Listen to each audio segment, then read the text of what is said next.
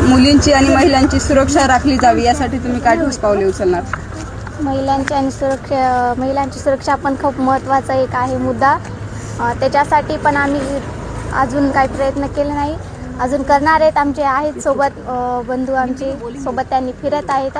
त्यांना विचारून आम्ही एक चांगला निर्णय घेऊ. त्याच्यासाठी पण संध्याकाळी रस्त्यावर फिरणारे आहेत माणसं वगैरे, त्यांच्यासाठी आम्ही सुरक्षा ठेवू. जास्त वेळ त्यांना बाहेर ठेवू की महिला हे आपल्या सुरक्षित राहिल्या पाहिजे. त्यांनी व्यवस्थित घरी पोहोचेपर्यंत त्यांच्या मागे जा, त्यांच्यासोबत राहा.